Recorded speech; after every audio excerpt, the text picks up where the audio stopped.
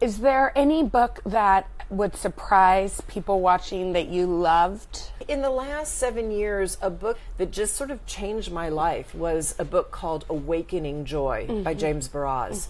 And it just really helped me think about how do you enjoy the moments every single day. All the moments.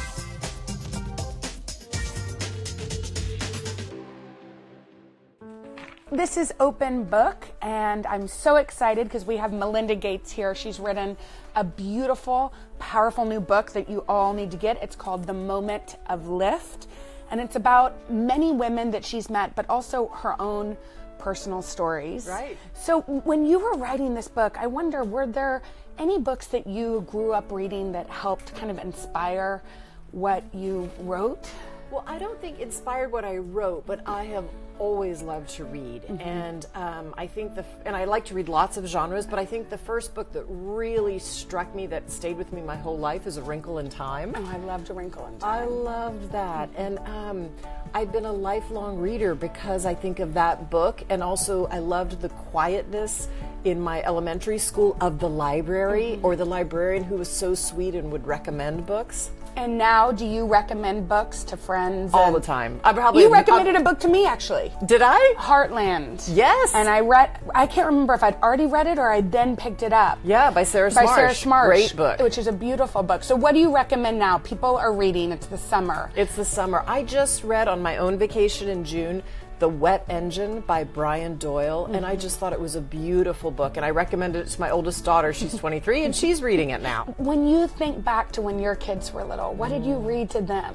I read so many things to them, but Love You Forever was one of my favorite books to read. Bill and I would both read that to the kids individually, and I loved to like sneak by the room because I could hear him crying as he read it to them, and I would do that when I read it to them. That's the one where the son takes care of the mom at the end. Yeah, they take care of the baby when he's a little boy, and then as he's older, he takes care of his mom, you know, as she gets older. I love that book. You will cry while you read that. Yeah, every parent will cry. Yes. It's one of those just classic books.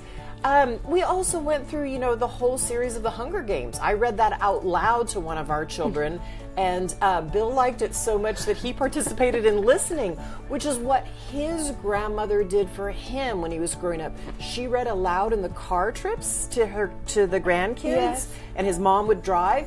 And it gave me the idea of reading aloud to my kids even when they got into middle school. Yeah, so they still have these memories of being with you all, listening. And now that my kids are older, 23, 21, and 16, they recommend books to me to read, and vice versa. So we share books now. We do that too. It's really fun. Yeah.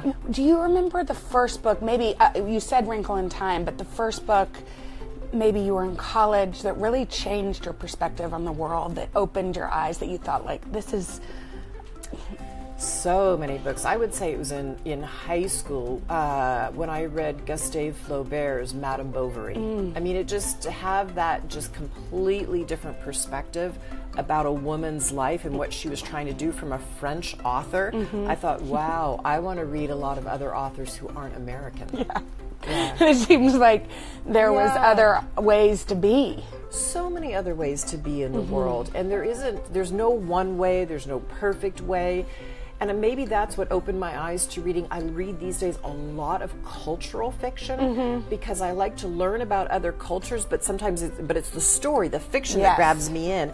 And then I'll use that to then go look up facts about a country. So I like to read cultural fiction when I'm in that particular area or region of the world. You've traveled all over the world, and this book is filled with stories of the women that you've met. What do you think literacy, what role does literacy play in your work, but in really the work of women? Yeah, I think literacy is fundamental because it starts to empower a woman to read other things and to understand other issues. And I think one of the most important things about education or literacy is that we come to know the world in a different way than just what our chief of our village told us, or our parents, or our community. It opens your eyes to the fact there's a broader world there. Is there any book that would surprise people watching that you loved? Awakening Joy by James Baraz.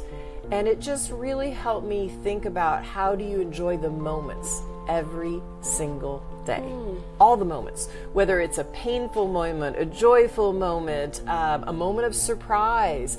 But how do you just collect those moments throughout the day and enjoy everything? So when you read that, were you thinking, maybe I need to do this more? I mean, Yes. when I listened to that.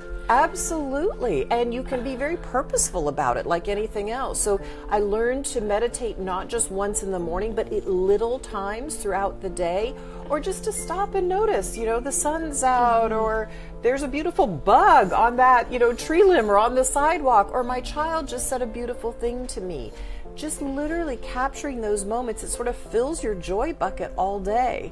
And it really taught me to have joy and gratitude in life all day long. I need that. We Joy all and need gratitude it. all day long. Thank you so much. Thanks for I having me, appreciate it. I'm Jenna. like, I could talk more and more about Oh, I books, know. but I feel like We could do this for an hour. we could do it for an hour and then we have another show. Exactly.